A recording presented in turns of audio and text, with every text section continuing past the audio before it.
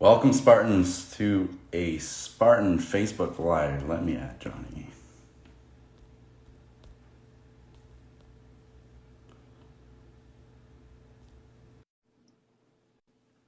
Hey guys, welcome to a Spartan Facebook Live. Thank you for tuning in. We're going to start in a few minutes. We're getting Johnny, our race director, coming in.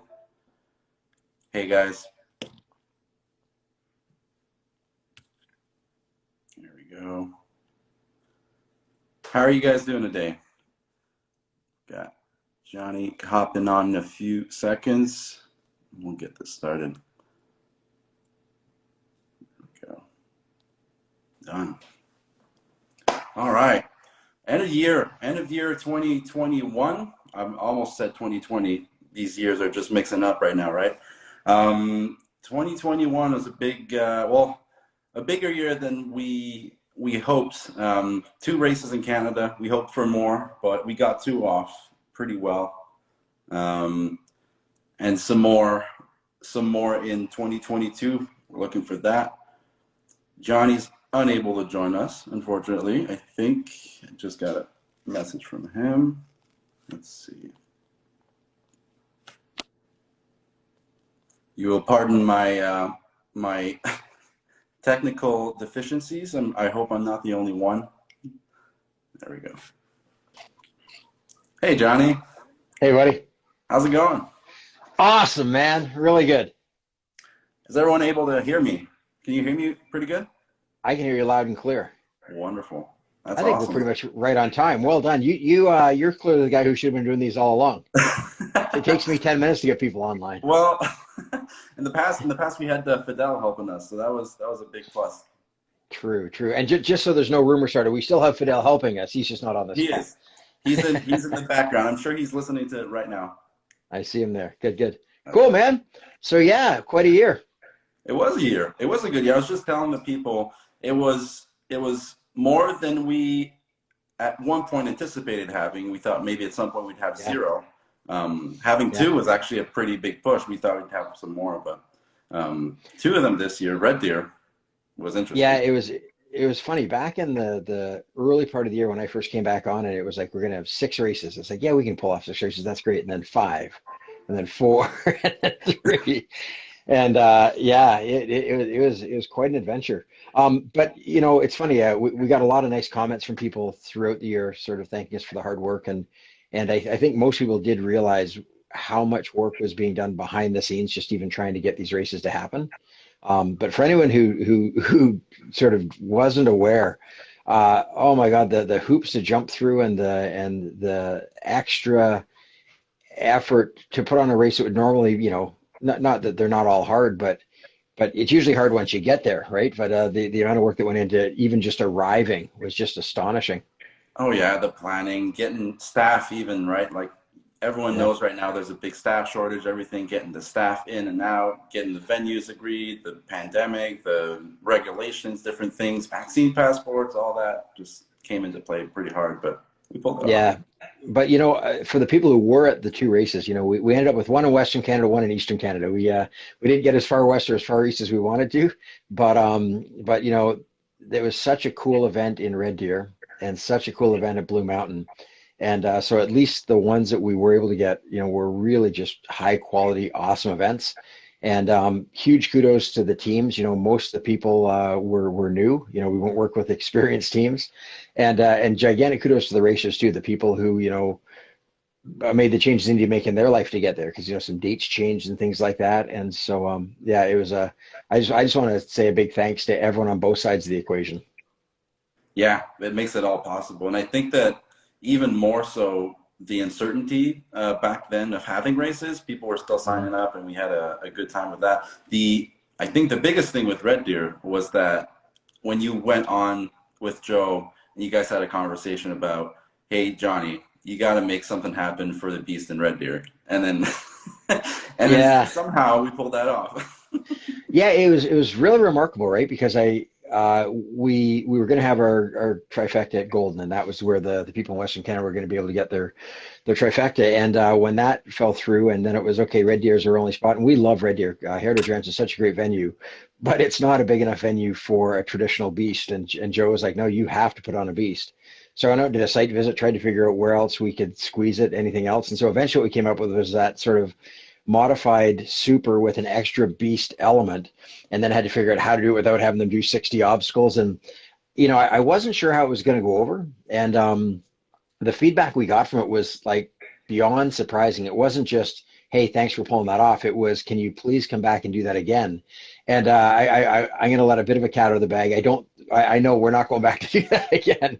No. We are going to have a proper beast out in Kelowna, but and we will be back in Red Deer to do the sprint and super. But I think that will turn out to have been a collector's item. A limited edition, one time only modified beast. But man, it was cool. It was really cool. It was a one-off, and you know what? Even more collector's item. We gave the pennies away, those green pennies, so people have Yep. something to remember it by. Yeah, truly. Yeah, Yeah, yeah, that was and interesting behind the scenes too, right? yeah, for anyone who doesn't know what we're talking about there, what we did, we wanted to put on a beast at Red Deer. We were mandated that by Joe. We're not going to not have a beast in Western Canada, and so the way we did is we did a super, but we had an extra portion that had the 5 beast obstacles. So you did the super, doing some of the obstacles the first lap, other ones you didn't do the first lap, did the beast section, then did the second lap of the super doing the obstacles you hadn't done the first time, and a few of them we repeated. But we came up with this idea that you would, at the end of your first lap, instead of going to the finish, you'd go to a table, which is the transition area where you'd be given a green penny. So the first time around, if you're not wearing a penny, you're doing these obstacles. The second time when you are wearing a penny, it's okay, now you're doing these obstacles. So it ended up being, I think, 37 obstacles by the time the dust settled. And yeah, it was a really cool event, and people loved it. And like you say, they've got that penny to take home. So pretty neat. Exactly. Yeah, really obstacle heavy course that we will probably never see at Spartan again like that much. Yeah. Yeah, And then going to Blue Mountain, the feedback we got from that was so phenomenal. I mean, great venue. We hadn't been there before. We'd been nearby over at Highlands Nordic, but just down the road. But our first time at Blue Mountain, great venue to work with. Incredible world-class facilities across the board, and the support of the staff there was second to none. I mean, just beyond anything we could ask anyone for. Our main points of contact, Erica and Ben, like two of the coolest people you'd ever meet in your life. But then through them, all the rest of their staff that pitched in, it was really amazing. And at the end of the day, the feedback we got from racers, whether it was the pros who race all over the world or some people who come up from the States to do it, and just no false humbleness here, we'll pat ourselves on the back. We were told that it was as good an event as it'd been to anywhere in the world, like on par with any event in the States, Tahoe, world championships around the world. And that was so gratifying to see Canada recognized, as being able to put on events on par with anywhere in the world. And again, our staff had some experience, but then most of them would come back from Red Deer to there. But with a fairly green team and a brand new venue, to pull off really truly one of the great Spartan races that's ever happened anywhere, with a gigantic assist to the weather. It was horrible weather all week, and then race weekend was absolutely glorious. yeah. You guys probably saw it on course if you were listening, if you were there. The clay on race day was incredible, like slipping everywhere and everything. It was a lot, but But yeah, but like do you but said, do it in the sunshine, because it rained all week to soften it up, and then they got to run in beautiful weather. it was the weather itself, yeah, but the terrain was still damaged from that whole week. Remember, Yeah. we had that video. It was literally snowing at one point back in September. It was a lot. Yeah. Yeah, Oh no, man. unreal. Hey, I want to shift from looking back on this last year to looking forward to next year, and a bit of an announcement. And some people have already caught wind of this, and others are just finding out. But so Nick, if you're on my screen, he's right there. I don't know where he is on your I think I'm screen. still here. I'm here too. Okay, so Nick's been with Spartan Race Canada longer than anybody. When I first started doing quality management back in like 2013, 2014, Nick was a build crew with Spartan Race Canada. And then when I came on in 2017 to to race directing Canada, Nic was the go-to guy where I just knew that I could call Nic, who knew everything. And Nic, how old were you in 2017? 17, I think I was 17, 18 years old, something like that. Still pretty young. So yeah. I'm calling this guy, this kid, saying, "Hey, dude, you know these venues better than anybody. I'm thinking of sending the route here. What do you think?" He'd say, "Yeah, you could, but I think if you put it over there, it would work better." So that's 2017. Nic returned to Spartan Race Canada. He'd never stopped. He worked all the way through the first licensee. I came on the second licensee. Couple races in, we lost our build director, Yeah. and who could not make any more races. And we were at a race ready to start building, and our build director couldn't come. And I turned to Nic and I said, "Dude, you got to build this race," and he did. And then by the next race was the build director for Spartan Race Canada. So we went through 17, 18, 19 working together. No races in 20, obviously. 21 we came back. But Nic, you've been like the glue all the way along, start to finish. And so I, at the end of 2019, I had retired. I decided I wasn't going to race direct in Canada anymore, Yeah. and just going to go back to my coaching and some other things. And then with no races in 2020, 2021, it was, we just needed to sort of pull it together quickly. So we said, let's get the old gang back together. Johnny at RD, Nic at construction manager. We'll fill in the blanks from there. Had a great season, but I looked at it and I thought, you know what, this is Nic's ship now. He needs to be at the helm of the ship. And so so at the end of this past season, I once again retired, and Nic has been elevated to race director. So Nic, you are the man. You are in charge of Spartan Race Canada operations, and I want to officially, I'm going to pass the torch up. we should do one of those. I wish we'd set this up. Fidel actually coached me on this. I should have thrown you A the medal. radio. Oh, I'd thrown it up and you'd catch it coming down, something like that. But anyway, yeah. So I want to congratulate you on having really, and I've said this many times, been the heart and soul of Spartan Race Canada long before I came along, long after I'm gone. And yeah, so just want to tell everyone that Nic is now the race director, operations manager, Spartan Race Canada. Take it exactly. away, Nic. I'm taking the torch away, but I do want to publicly recognize Johnny for these years. Like you said, I was super young when I started with Spartan, and learning from you through these years. We've had some hard races. I'm thinking like the hardest race. I think it was going so well. Owl said 2019. Was it 19? 2019. It was 2019. Yeah. That the Ultra. The Ultra, and all hell breaks loose. We were expecting great weather, and then out of nowhere, just thunder, lightning, everything. And he was out in the forest. We were over here. So just crisis management, all these things, get along with people, all that. So I just want to publicly recognize everything that you've helped me become through this. So thanks, dude. It's been an honor and an adventure and amazing. So let's talk a little bit about 2022. So I won't be there, but I've been able to stick around sort of to the end of this year to help sort of craft next year and help sort of set it up and make sure we're ready for it. So back up to more of a full schedule, right? I know there's one venue still to be announced. It's still there's some details being worked out there in Quebec, but there will be a race in Quebec. But yeah, so tell me about what you're looking forward to in 2022. Where are you going back to, and what's going to be new? Yeah, returns of great venues like we were talking about Red Deer. Red Deer is always going to be probably on the calendar. It's just great location there. You guys know the terrain. It's a quick, fast, get through it type race. So we're getting back to Red Deer. But starting out the season, we're actually going to be in Toronto at Brimacombe. May 14th and 15th. A lot of you guys probably already know the venue. You guys know what to expect. It's probably not going to be as warm as you guys are used to, so maybe that'll come into play a little bit in the athletes' perspective. So Toronto, May 14th and 15th. That's going to be what's up. One thing at Toronto, first of all, heads up, shout out to Mark Rutherford, our good friend and great partner there. But I think that's going to be real interesting because you're right. It's always been a June race. It's had a chance to dry out. We've had a couple of Junes after big rains. Remember along the the lower section where it was like waist deep water Yes. when it had flooded out. And I think we'll see some of that in May. You know, it won't have had a chance to completely soak it up. So I think it'll be a nice, wet, sloppy race. And Brimacombe, even though it's it isn't a mountain, it's not like gigantic hills. It's a tough one. There's a lot up and down there. You know, there's some awesome running, especially in the super portion. But yeah, so anyone who thinks they've seen it all at Brimacombe, I think you're going to see a couple other cool elements with the wet and a bit cooler. So yeah, you nailed that. With the new obstacles and everything too, I think it's going Yeah, to be quite different. absolutely.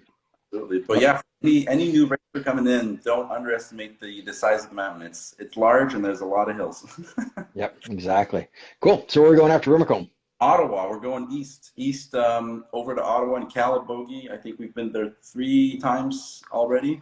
But Yeah. that you know, I really like that venue because it incorporates a lot of the different things that you would see at a race. So it's probably one Mhm. of the greatest training races because the elevation is probably one of the highest in Ontario. I'm pretty sure it Yep. is. Absolutely, it is. Yeah.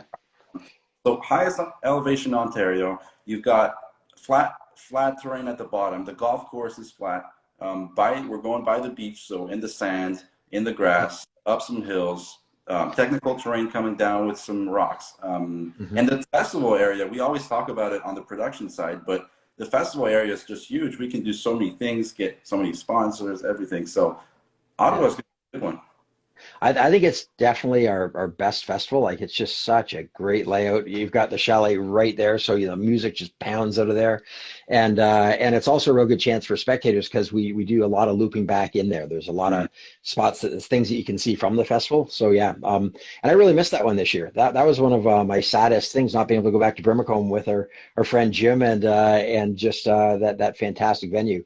Other little things, behind the scenes things from a staffing standpoint, we actually stay on site at Brimacombe. Like Yeah, literally, you wake up in the morning, have your coffee, and step out to work. There's no commute. There's no anything. So if you see the staff teams have a little extra spring in their step at at Calabogie, that's why. Because we there's you just wake up and start working. It's fantastic. literally. It's a Yep. good one. I like that Yep. about it.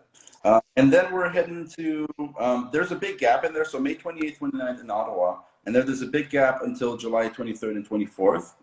In that big gap is probably where we're going to have a Quebec race. Yep. So we can definitely expect that. So Quebec race coming up. We haven't been in Quebec since 2019.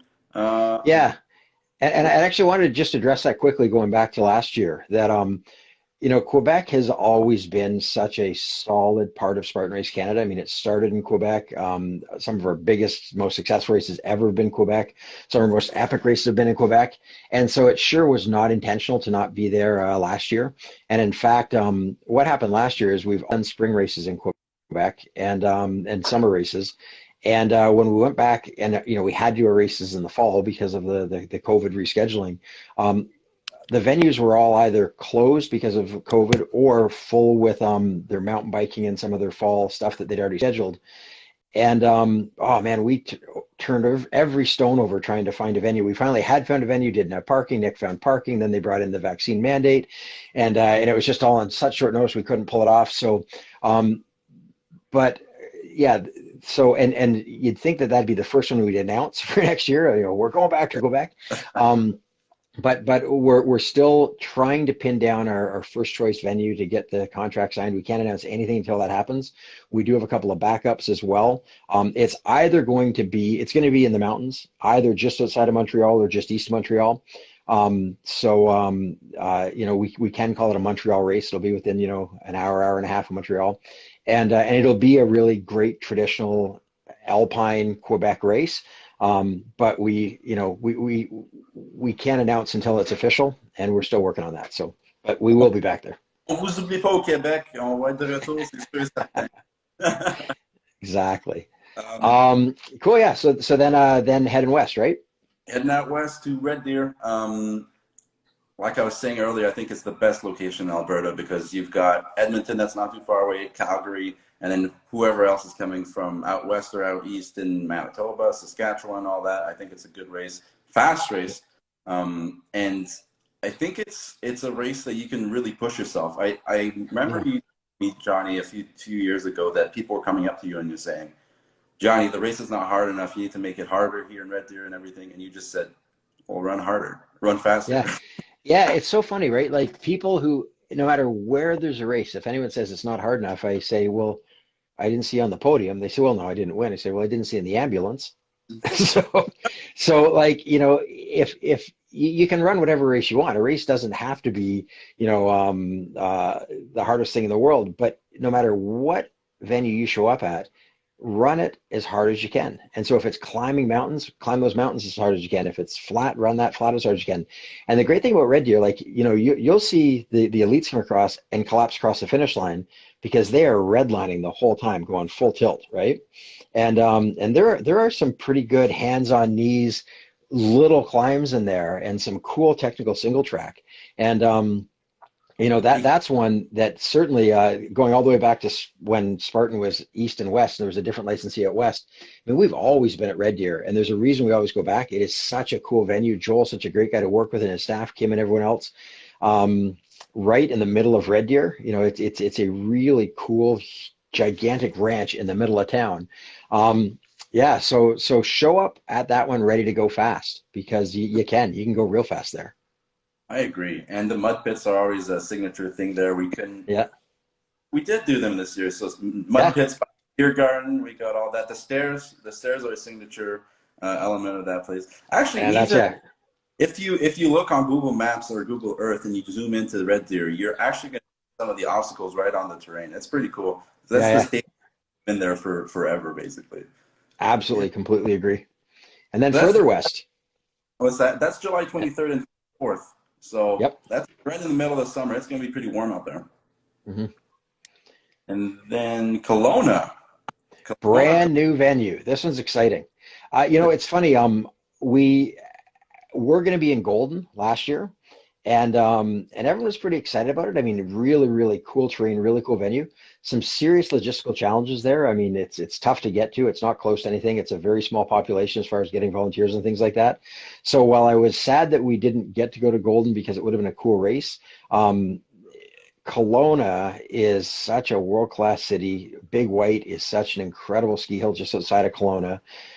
Easy to get to from everywhere in Canada, from every major city. You can fly from London, from Hamilton, from Quebec City. Like really, pretty much everyone flies directly into Kelowna. So I think this should be a nationally attended race. Flights are reasonably cheap, and they're quick to get to Kelowna. So I think we should see people from all over Canada at that one. Absolutely, and it's one of our trifecta weekends, or not? It's a trifecta weekends, but you can complete your trifecta there with the That's super, right. and the ultra. So if you're looking for one of those, that's definitely one to be, because it's going to be a hard one too. I think the elevation there is definitely one to see. A little sneak peek, a little something for you guys to look forward to. I was looking over. We have someone in the real estate department that goes over and has the first look at everything, and we're going through the maps, going through the pictures, and wow, that's going to be a fantastic race. That's going to be great. Yeah, and something I want to mention about ultras. So it's funny. Ultras are a hard thing to feel like you got right because they're supposed to be really hard, but some people are supposed to be able to finish them, right? And so if you've got approximately half of your starters finish an ultra, you've done it about right. And at every one, you get someone who says it was too hard. And then almost every time, they're the one who sends you a note pretty soon after saying, hey, you're going back there, right? Because I have unfinished business. So I've heard lots of unfinished business from Sun Peaks, lots of unfinished business from Owl's Head, lots of unfinished business from Kimberly. Now we've got lots of unfinished business from Blue Mountain, which turned out to be one of the hardest ultras we've ever put on. And yet a little over 50% finished it. And so when I look at it, that's what this one's going to be. This is going to be another one of those ones that the people who finish are going to be very proud of finishing. The people who don't finish are at first going to be angry that they didn't finish, and then they're going to be emailing Nick saying, "You're going to go back to Kelowna, right? Because I still have unfinished business there." And for anyone who feels that they have unfinished business at any of these other venues, someday I'm sure there will be another ultra at Blue. Someday I'm sure there'll be another ultra at all those other places. But train hard for this one because it may be a while before we get back there or put an ultra there. And so, yeah, Nick's ultra at Kelowna is going to be one for the ages for sure. It's going to be a good one, and brand new venue for us as well. I think it's bringing a breath of fresh air into Spartan Canada. Yep. Um, and hopefully we get some good racing there, some good athletes over there. So that'll be nice. Yep. August 27th and 28th. And quick one, when I was saying that this one was a difficult one, it's actually max rated. For Mhm. some of you who don't know what the max rated things are, Kelowna is going to be one of them where it's max rated. So that means it's going to be much more difficult than a normal race. So Yep. ready to have that max rating on your medal, or Yeah. knowing that you've done it. And then the Yeah. next, Blue Mountain, we talked about it. It's a great Yeah. venue, and we're Yeah. going back. I think that the three words that would describe Blue Mountain would be great village, great views, and hopefully not too much money. Yeah. Yeah. That's right. Well, yeah, and I think people were really caught off guard by how beautiful the views are from the top of Blue, like out across Georgian Bay, and just unbelievable. This year we weren't able to utilize the village as much as we'd like to, because with very strict COVID shutdowns on a lot of things and requirements and other things. Um, who knows where that's going this year? We were so sure we'd be done with it by now. I do think by next summer it should have run its course where we can get back to really normal situations. But we have talked to Blue about certainly incorporating more of the village next year. I don't know if it'll be the focal point or not, but it will definitely be. I know people who've been there for OCRWC, where the village really was like at the heart of everything. Oh yeah, Um, and more like Tahoe would be at a World Championships for Spartan Race. That's the goal, is to get where really the village is a big part of everything. And so anyone who did Blue this year, it's only going to be that much better again next year. All the same awesome terrain, but with some more of the pomp and circumstance built into it. absolutely. And we're still going to have the three distances there: the super, the sprint, and the beast. So you can complete your entire trifecta there, and it's a decent drive. I did the drive. I'm over in Quebec near Montreal. It's a decent drive from Montreal if ever you need to complete your trifecta in one weekend. It's good from Toronto. How much time is it? 3 hours? Oh Is no, it? Toronto, it's an hour and a half. Not even two full hours. Maybe 2 hours if you're driving slow like I do. If you're driving like Nick does, you're an Don't hour say and 15. exactly. Don't tell that to anyone though. Yeah, Blue Mountain. I'm excited to go back there. And like you said, the team at the race at the ski mountain is just amazing to Yeah. work with. I'm excited to go back there. Phenomenal for sure. And then looking forward, uh, beyond 2022, a couple of things. One is, I really do think Spartan Race Canada is in very good hands. Obviously, it's part of the U.S. Spartan family, so the new obstacles, sort of full support with all that kind of stuff. Not some of the budgetary restraints that licensees have had to deal with, where they really were trying to put on the best events they could and did put on great events, but didn't always have the same resources to get all the same obstacles and things like that. So that's a huge thing. Nick's experience and energy going forward is fantastic, and literally being less than half my age, he should be around for a long time yet. So that'll give some great stability to Spartan Race Canada. Spartan globally, I really think, is coming out of this last couple of years stronger than ever. I mean, lots of other companies haven't survived. Smaller companies. Spartan has partnered with, bought Tough Mudder to maintain it and keep it as the great brand that it is, and keep it going along.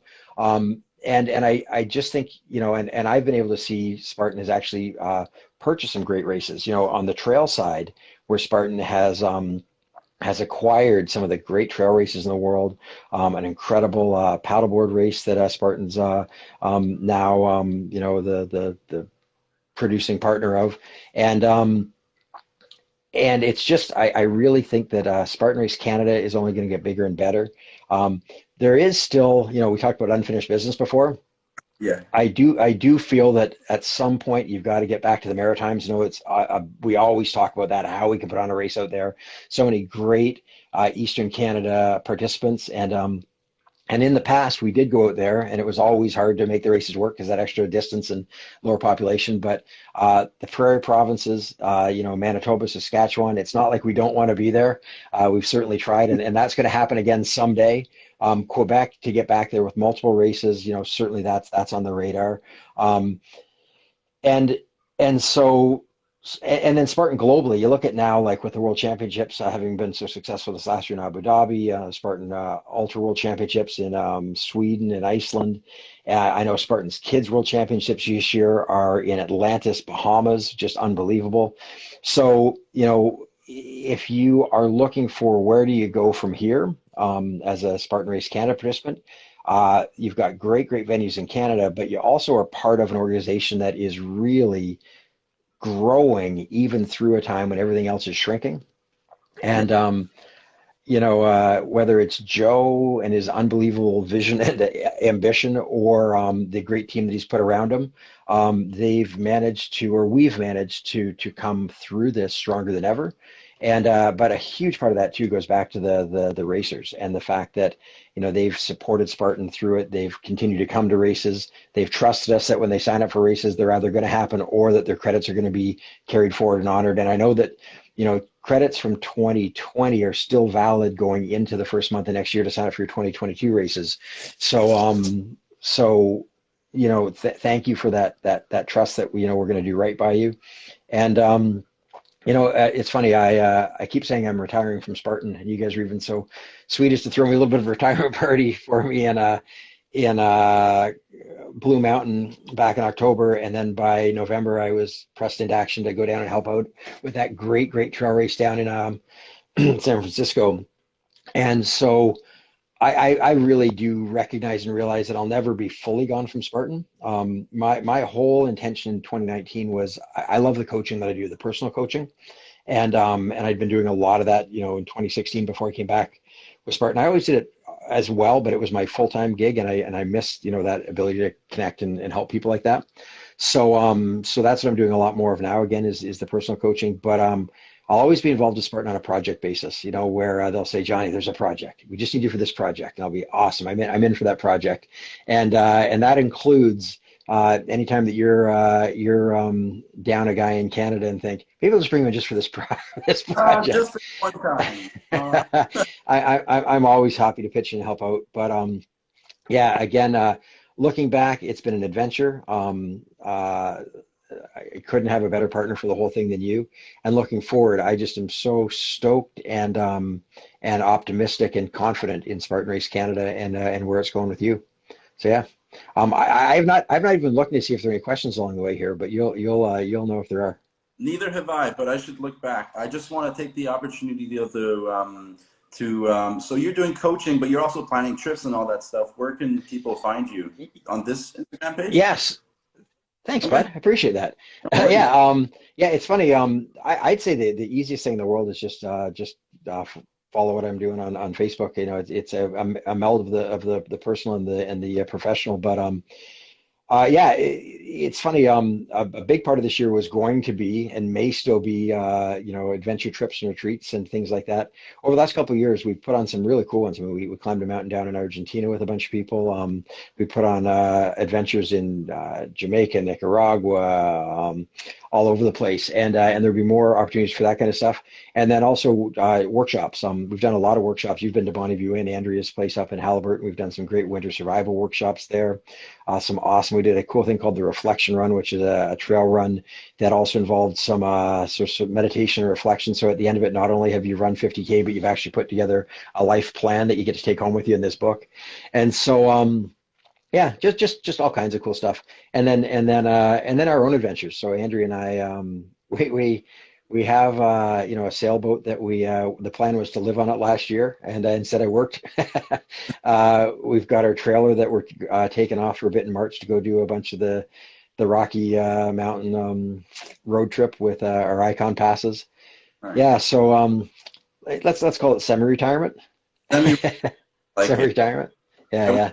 Get your phone number, because I will call you maybe for a couple races here and there. So maybe you Yeah, guys, maybe not. Who knows? Dude, and the other thing is you and I are going to do some adventures together. That's very much on the radar. That is 100% happening. Absolutely. Well, Thanks, we're definitely helping people better themselves. You've helped people better themselves over the years, and you're continuing to do that. And I think the best way to so the holiday season and the New Year is a great time to get in shape, get things done. I know. Last year, I got I got a commitment to myself to make myself a better human physically. Lost a lot of weight. And if you guys are thinking of doing the same, having goals is definitely one of the Yeah. things, you know, and very tangible goals. And um, obviously we're Spartan, but if ever you're looking for an end goal, we do have promos that are ending today, 35% off of all races that are ending today. So 35% off. I was looking at prices earlier, Johnny, and we still have heats, afternoon heats for sprints for $69. And they come down to 71.74 with everything included, with the fees, with the taxes, with all this. 71.74 for a race. That's actually pretty good. I personally Yeah. thought, I thought there was much more expensive than that, but 71.74 with a 35% discount is amazing. So if you guys want to participate in the races this year, 35% off, ending today, and then trifecta pass is 229, season pass 399. So those are good deals to take advantage of, and Yeah. on the race courses this year. Yeah, it's something that Joe said years ago. I'm sure it's been said by others before, but uh, a goal is pretty loose until you have a date on the calendar. And the minute you have a race that you're training for, suddenly that goal becomes very concrete, right? So, yeah, and hey, yeah, I actually do want to go back to you. You mentioned about so Nick's been this big, strong, jolly, awesome dude who one day found that he just was like, where is this energy gone? Why am I struggling to do these things? And he realized that the big and jolly had sort of snuck up. And in less than a year, lost like just an astonishing amount of weight, but more importantly, kept on all the strength, all the vitality, all the life energy. And yeah, so it's funny because during lockdown to not have seen you for so long, and then to see you and be like, dude, wow. And you know, it's funny, not that you do it for vanity, but you know, it must have felt awful good that every single person you saw was like, dude, you look fantastic. And it's not just about weight, right? Like, you know, some people carry weight differently and things like that. But it was about the idea that you had been so disciplined and focused so much on health, and it was just in your face and the way you carried yourself, you know, this awesome energy. And so I want to give you gigantic props for that, and to say to anybody else on the call, bet on yourself, right? Like it doesn't matter if you're my age, Nick's age, anywhere in between, old or younger. Um, you got the rest of your life ahead of you, and you know what's going to be best for you. If it's to get stronger. If it's to get lighter. If it's to get faster. If it's to meditate more. Like you know what it is. We all know the things we should be doing. Just do it. Like you know, do it. And then when people say to you, "Man, you look so happy, or so serene, or so strong, or so healthy, or whatever," it feels awful good.